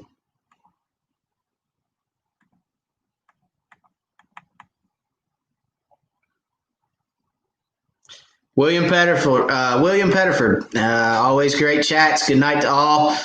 Thank you for your service. You're welcome, William. Thank you for joining us. Good night. I know it gets late, guys. I appreciate each and every one of y'all for hanging in with me late.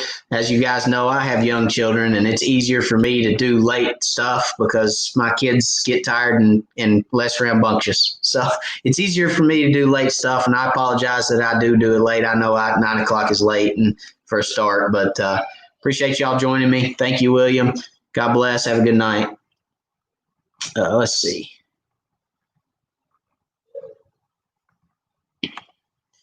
Josh Sanders, gotcha. I'll have to spin the bottom cup because mine isn't lined up. Yeah, just spin that bottom cup so it lines up, Josh. You'll be fine. You'll be good to go. What's a good scale? That's a good question, Larry. Good scale. I actually have one. This is the scale I use for tournaments. It is the Tournament Touchscreen Scale from Rapala.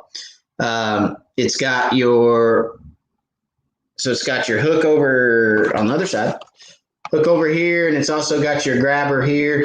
Most everybody's going to the grabber now. It's just less intrusive to the fish. You don't have to put the hook in through their gills or poke a hole in their mouth. So most everybody's going to that grabber right there. This actually does lock your weights in. So as you can see right here, you got 1 through 8 on the screen. You can lock your weights in. You can, it tells you, so you've got 1, 2, 3, 4. It's also got cull balls that come with it. Okay, you got 8 cull tags that come with it. So you put, and they're numbered. That's got a number 1 on it. You just can't see it because of the glare. But so you catch a fish, you hit lock on the screen right there, and then you put it up here in your number 1. It saves it in your number 1, and then it shows you the total weight of all your fish. So the total weight is right there where it says 3258. So it keeps track of your total fish. If you're tournament fishing, you got to keep 7. It shows you what your weight is. This scale is crazy accurate, Larry. If they're off, if they're off between scales, then they're not off more than maybe a tenth. But these scales are crazy accurate to what you'll weigh. Like you can weigh fish. I've weighed fish for a day and been like 2/100ths of an ounce off, weighing them on the lake and weighing them on a tournament scale at the scales. So these scales are crazy accurate. They're great scales. They work off AA batteries. It's just a very, very good culling system, very good scale. I've had mine for the one in my boat, not this one. But I've had the one in my boat for, let's see, started the Crappie Club 7 years ago, and I bought it the second year. So I've had it 6 years. Yeah, I've had it 6 years, 5, 6 years anyway, and it's still kicking. So great scales, worth the investment. Check them out at Rapala. Again, it's called the Tournament Touchscreen Scale from Rapala. They've got a 15-pound. This is the 15-pound, and I think they have a 50-pound. I use the 15-pound. You catch a 15-pound crappie, call TWRA. Okay, so, but if you're doing a lot of bass fishing or striper or something, catfish, you may need something bigger than 15. I use 15. Scott Bunch, have you tried fishing brush piles? Welcome, Scott. What's up, man? Have you tried fishing brush piles after dark with no lights with live scope? I have not. I do want to. I really, really, really want to. But I haven't tried it yet. Have you? Have you tried it?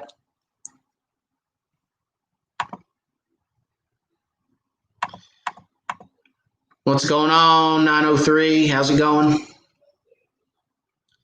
Drum King, hello. Drum King said he got on here late. What's up, DK? Hope everything's going well. I've seen DK smoking some big ones down on Chickamauga lately, and I think DK's went to Watts Bar a few times. Old Drum King's branching out on us. I've seen it. I've been keeping up with you.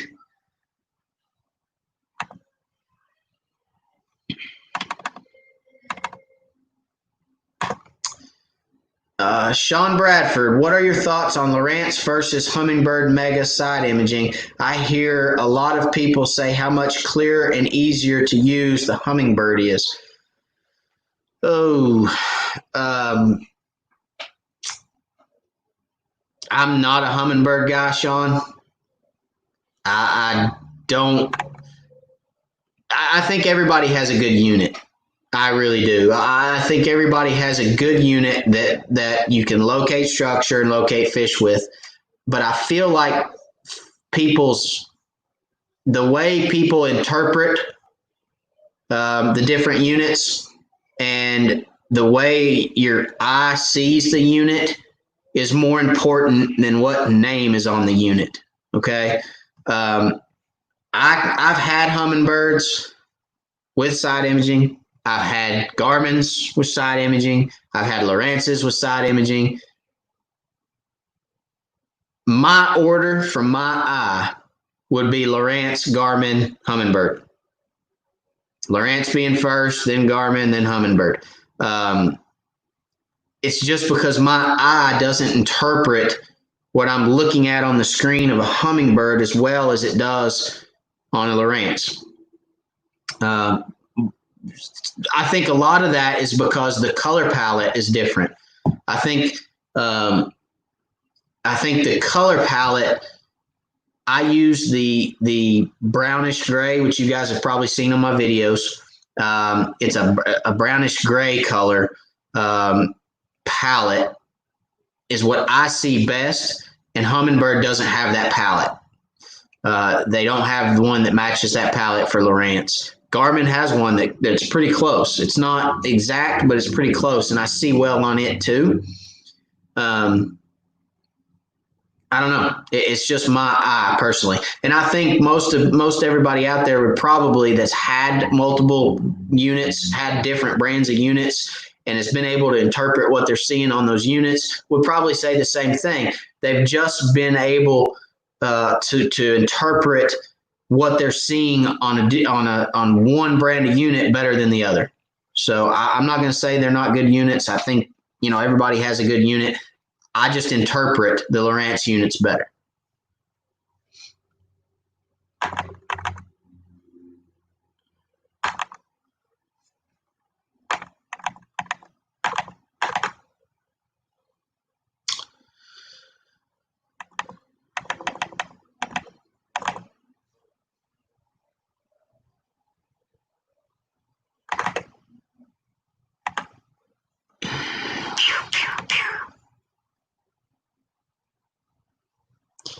Kip Wright wants to know how Buck Chaser tied the stripe in the jig. Did you guys notice that? So there is your chartreuse, white, black, and then underneath, it's like a skunk. You got a white stripe under there. I'd like to know how you tied that too, Buck Chaser. That's pretty neat right there. I don't know. Is that a separate? I think maybe it's a separate piece of tinsel that's put in there. I don't want to go dissecting them, Kip, because I want to use them. So I'm not going to dissect them and take them apart because I'm going to use them. But yeah, I'd like to know how that got tied in there too. It's pretty neat. I like it.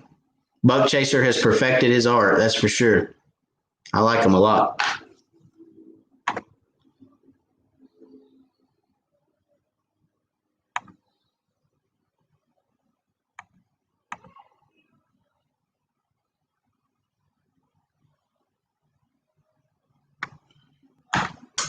Buck Chaser says, you're welcome for the point. Around 6 hours to make it. It's a replica of a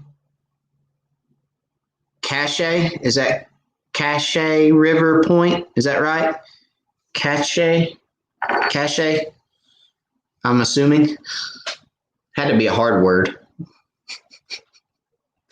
for my literacy. Yeah, that's pretty neat. That blows my mind. 6 hours. Wow. That's the intricacy there is just incredible. You guys probably can't see it, but Just the little fine chippings off the edge and the little serration. I mean, it's serrated all the way down. I mean, it's just incredible. It's really neat. And it's real stone too. It's really cool. So I'll cherish that. I promise I will. Blake Hawk, good night.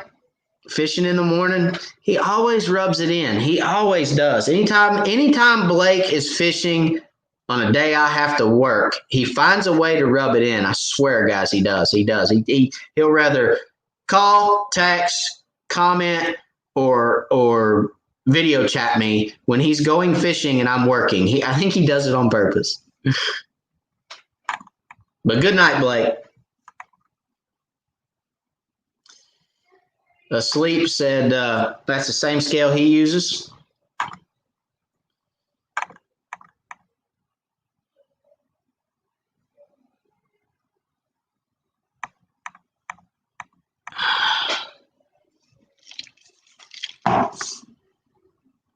All right, Scott says he has not tried live scope at night.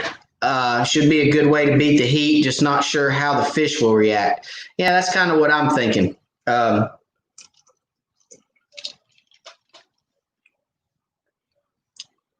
I don't know. That's something we need to experiment with, for sure. Yeah, I don't know, Scott. What color would you use if there's no light? White, black.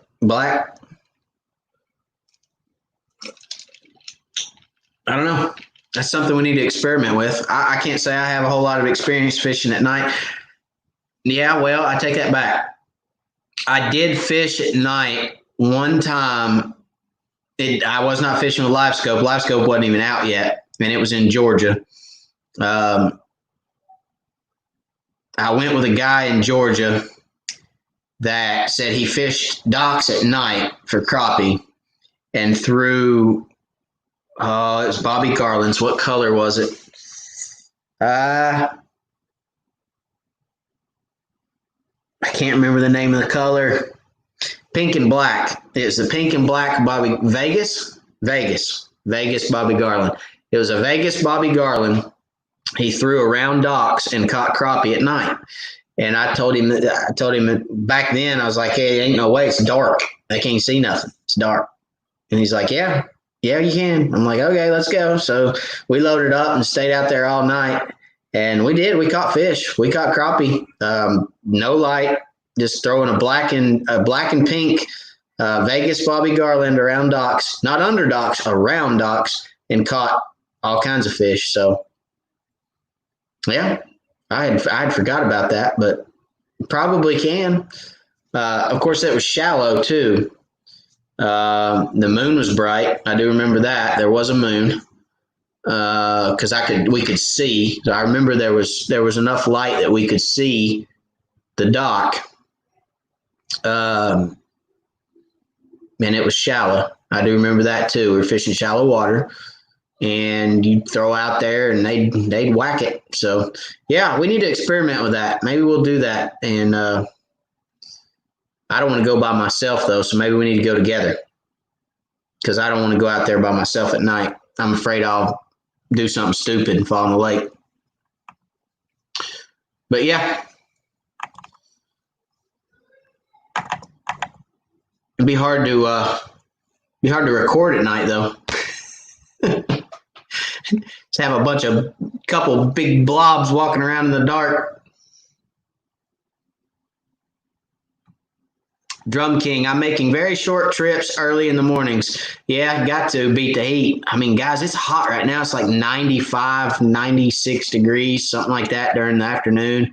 It's like 74 or something in the mornings. So it's hot.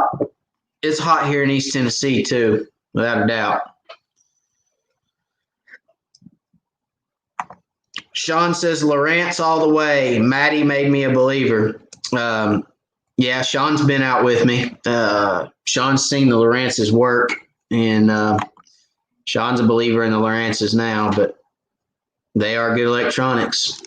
And you can see you can see with them. But like I said, Garmin's got a good side imaging, and Humminbird Mega's got a good side imaging. It's just the pattern and the way your eye reads it.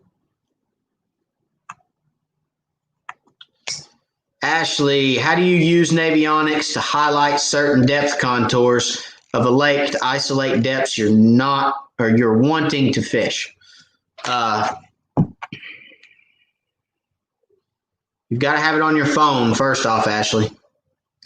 To have the fishing ranges, you have to have it on your phone. I don't think you can set the fishing ranges on the web app. Actually, I know you can't. So hang on just a minute. I'll try to show you guys. I got to get back on the right chart. Hang on a minute.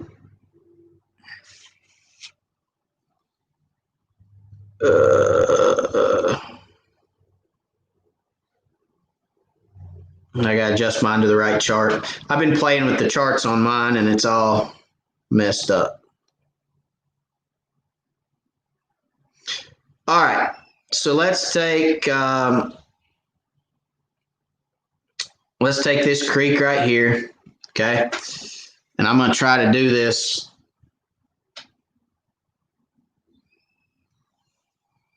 All right. Can you guys see that creek right there? So you got blue areas and you got white areas, right? Ashley, I'm going to move your comment. All right. So you got blue areas and you got white areas. All right. So what you do is you go down here to menu. Okay. You go to menu and you scroll down through here until you see, well, hang on. Go to map options. All right. So once you're on map options, you scroll down here and you find, this is difficult. Where's it at? There should be something that says fishing ranges. I'm trying to do this backwards, guys. Hang on. There it is. All right. Scroll down until you see fishing ranges. Now, fishing ranges, you have to be a subscriber. You have to have the paid subscription to Navionics to use the fishing ranges. So what you do is you click right here on fishing ranges, okay? Sorry.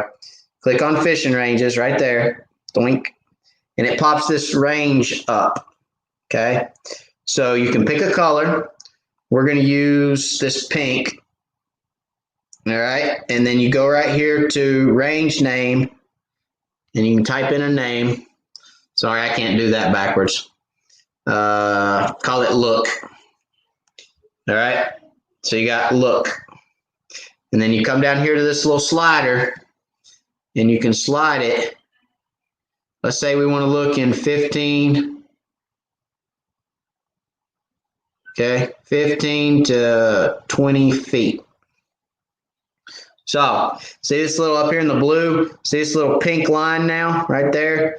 And you can see right down here where behind my finger, right there, it says 15 to 20 feet. Okay, you see the little pink up here at the slider, right there. All right. So you got 15 to 20 feet is your fishing range. So then you come back to your map, you just pull that down. Bam, there it is. So there's the pink areas that are 15 to 20 feet in that creek. So if you're idling around that creek and you're looking for structure, you can keep your boat in those pink areas, and Navionics on your phone, because you have GPS on your phone, you can set your phone up on your dash and you can follow those contours. You can zoom in. Okay. You can zoom in like that right there and you'll see a cursor on there on your screen, and it'll follow, you can follow the contours with the cursor on your screen on your phone. So that's how you can eliminate water using Navionics on your phone. Now, I do have a Navionics video that shows that specifically. So if you go to the Navionics video on my YouTube, it'll pull it up for you and you can watch it a little more in depth. I actually did a screen recording where I'm not trying to get the screen right on here. I hope you guys got that, but anyway, that's how you do it.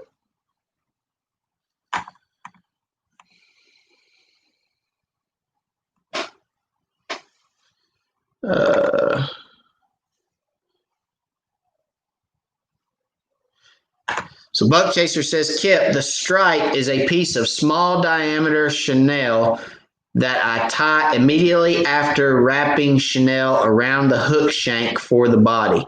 That's pretty cool. So that's how Buck Chaser gets the line in his jigs. So there's the blue and chartreuse, and there's the white line on the back. That's pretty cool right there. That is a good looking jig head. I've got to say that there's probably some time went into those too, but from the looks of the arrowhead, I'd say you don't mind putting time and stuff, do you? Yeah. So I'm going to use these. These are pretty cool. Now, do you sell jig heads, Buck Chaser? You sell these, or you just make these for you, or what? What's the deal going on with these?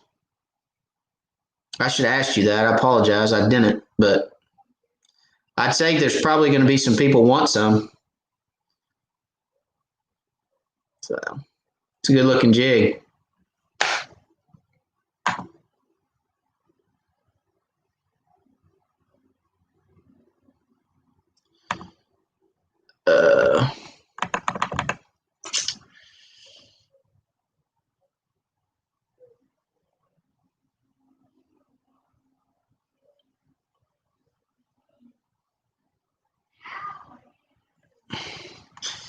Yep. Drum King says the fish can see a dark jig, especially when there's a bright moon. Yep. That's what I remember. Pink and black. That's why I said black is probably. It's kind of weird. You think night and black wouldn't be good, but black is probably the color you want to go with.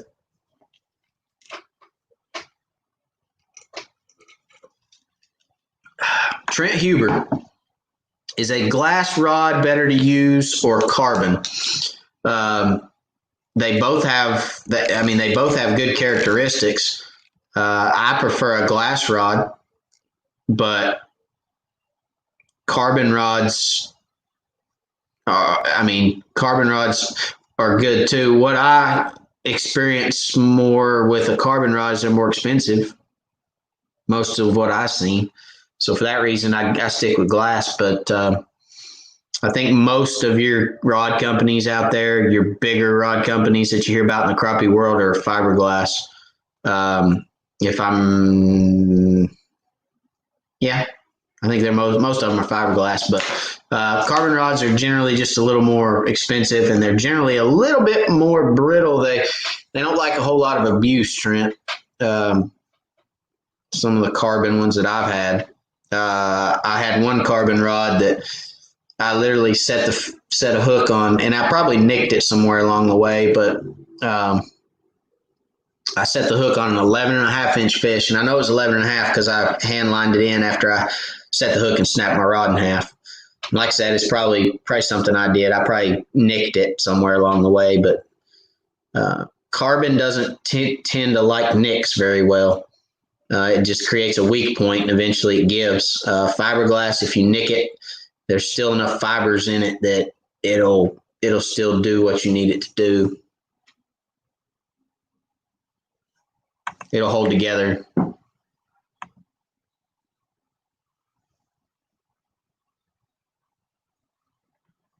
Larry Mary, looks like that scale might not be available anymore. Want to sell that one? They're not available anymore. I'll have to check into that. See, Larry, where were they? Are they just sold out, or did they? I can call Rapala and ask them. I've got a contact over there. I can call and ask them if shoot me a text if you don't care, and we'll talk after this or tomorrow.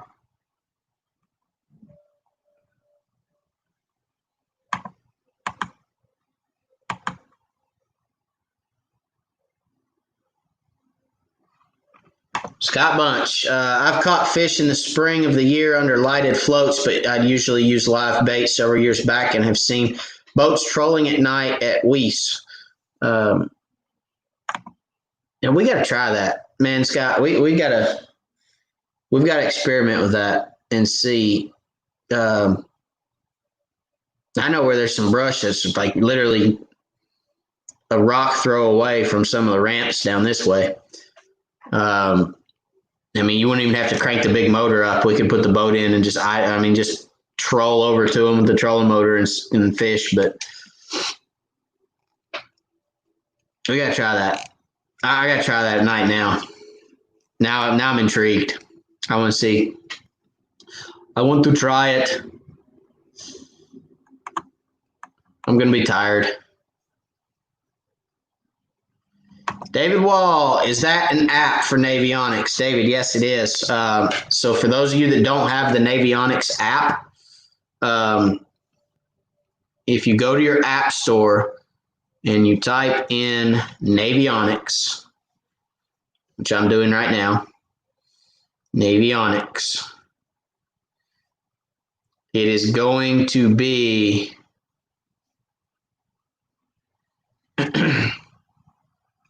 Navionics, boating, marine, and lakes.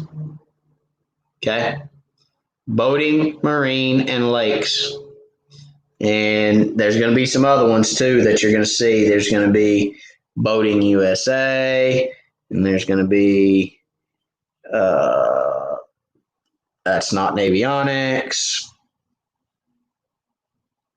There's one there. Boating US and Canada. You don't need that unless you're fishing in Canada. But the one that I use is boating, marine, and lakes is the one I use from Navionics. So that's the app. You can get it from the App Store. It's Android or iPhone, whichever one.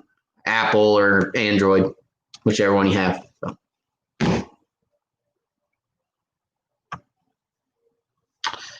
Ashley, thanks for that info, Matt. I'll look up that video later. You're welcome. Michael, think Navionics will work on iPad? Well, yeah, because that's my third unit.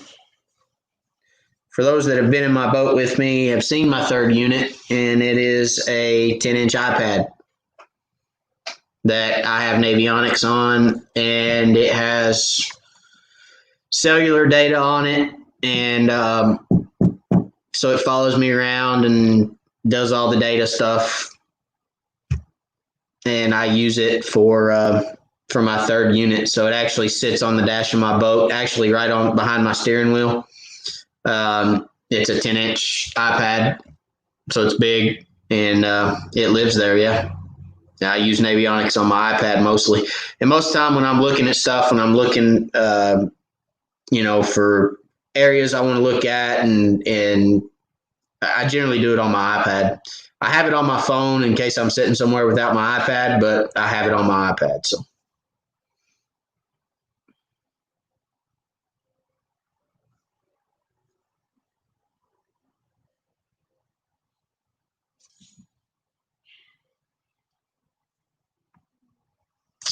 David Wall, what subscription do you have? I just have this subscription to Navionics, David. When you go to Navionics, when you log in or when you download it, and it's been so long since I've done this, I've had it on my phone for half a dozen years, 6 years or more. I can't remember. It'll ask you if you want to subscribe. Or no, it won't. When you download it, it won't ask you. When you go to your map options and you start trying to play with your map options, as you click through stuff, it's gonna say this is not available unless you buy the subscription, and it's gonna ask you to buy the subscription. I think it's $14.99 a year or $12.99 a year or something along those lines. It's not very expensive. Well worth it, David, for the price that they charge for it. So you can carry it with you, carry it in the boat. I mean, you can do so much with it. It's worth it. So,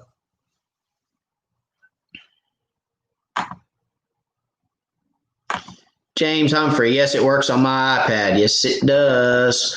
Best thing ever. All right, I'm gonna talk for a couple more minutes. I made it to the bottom of the feed. I'm gonna talk for a couple more minutes here, and then we're going to call it if you guys don't have any more questions. Braid. I've been fishing with Braid quite a bit, and I'll give you my Braid update. I like it. I like the feel. I like the reactiveness of Braid. I like when I raise that rod tip up, it's direct contact to my jig. I can set the hook with passion. Okay. I've got 2 rods in the boat with Braid, 2 rods in the boat with mono, and if I want to fish docks, I have to do it. I feel like I have to do it before I pick up a rod with Braid on it, because if I'm fishing docks with mono after I fish with Braid and catch fish on Braid, it feels like I'm setting the hook with a rubber band. I mean, I'm not kidding you. It feels like I'm literally, I mean, it feels like when I set the hook, it just goes with mono. It's incredible how much stretch there is, or how much you notice the stretch after fishing with Braid. So I've kind of spoiled myself, I think, at this point. I've kind of doomed myself, if you will. The only thing I wish I could fix with Braid is the cast. You guys have watched a lot of my stuff. For those that haven't, I like to pitch my jig. I like to just do a little underhand pitch. It's actually just kind of a flip of the wrist. So, I mean, I literally take that rod and just go and just flip it with my wrist, and I'll flip it out there 20, 25 feet. You can't do that with Braid. The way Braid spools onto the reel, it's real grabby. It binds almost, and you can't do that pitch. You have to cast. So I don't like that. It really bothers me. And I wish I could figure out how to get rid of that. But Trent Huber, after a while, crocodile. Yeah, see you later, alligator. Thank you for the super chat. I appreciate it, Trent. Guys, everything that comes in super chats goes right back to making good content for you guys. I appreciate that very, very, very much, Trent. And have a good night. Have a blessed night, buddy. I appreciate you in a blessed week. We'll see you this weekend on the video. So thank you, thank you, thank you. What'd you guys think of the real quick, what'd you guys think of the new intro last week? I told you guys I got a new video editor, and I've been playing with all that. I got a new intro done, got some different stuff, was able to put some of my sponsors' logos on the channel, was able to do some different things with that, and doing some different overlay stuff. I got another GoPro, so I've got multiple angles now. I've got a front angle and a back angle. I don't know, did you guys see that?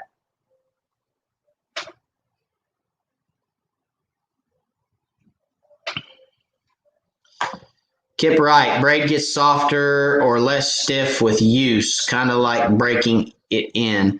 Well, I hope it does. And it does better when it gets wet. I will say that. It does better when it gets wet. The first cast with Braid is miserable, but once it gets wet, it does get a little easier.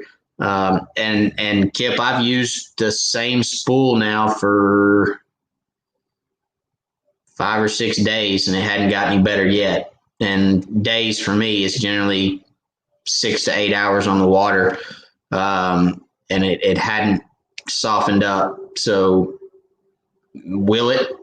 We'll see. I hope it does. I hope it softens up and gets better, but I don't know. It's not. I'll say this: it's not enough to keep me from using it. It's not. I mean, it's. I can catch fish with it. I have caught fish with it, and I'll continue to catch fish with it. So I'm not going to quit using it. It's not enough to deter me. It's just a little bit of inability to make that pitch that drives me nuts, but I'll get over it.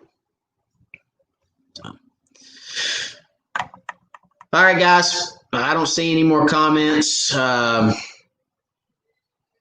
There is a lag to this thing. I hope I don't miss any. But we've been on almost 2 hours now, which is generally where we cut her off at. Ashley said, Matt, I thought the video last week was awesome. It was done really well with great info. Thank you. Thank you, Ashley. I'm glad you enjoyed it. Trent, save that for your new gold tooth. It's not gold. It's not. What's Heidi say? Matt, thank you for spending your time with us. Have a great evening. Yeah, you too, Heidi. Thank you for joining me, and I appreciate you very much. It's not gold, Trent. It's if it was gold, I'd pull it back out. If it was gold, I'd pull it back out and sell it, melt it down. Gosh, what did they say? Porcelain. It's porcelain. So I'm a porcelain mouth now. But hey, it's the same color as the rest of my teeth. And I showed my wife, and she thought it was pretty cool. She's like, that looks good. I said, yeah, it feels a lot better than it did. So anyway, porcelain teeth. I guess I'm a porcelain doll now or something. I don't know. But anyway, so guys, I'm going to let you go. I appreciate everybody for watching. Appreciate everybody for everything you do for the channel. I'm thoroughly enjoying doing everything that I do, and the videos and the live chats. And I've said it before, the live chats are where my passion's at. I love talking to you guys. I love getting on here and just being able to interact one-on-one and we're 1 on 40 that are watching now. So I really enjoy it. Thanks, everybody. Thank you for joining me and for following along, being part of the Wired fam. And good things to come, guys. So check out the video this weekend. It's coming at you. And we'll see you next Wednesday at 9 o'clock. So God bless everybody. Have a good week, and we'll see y'all later.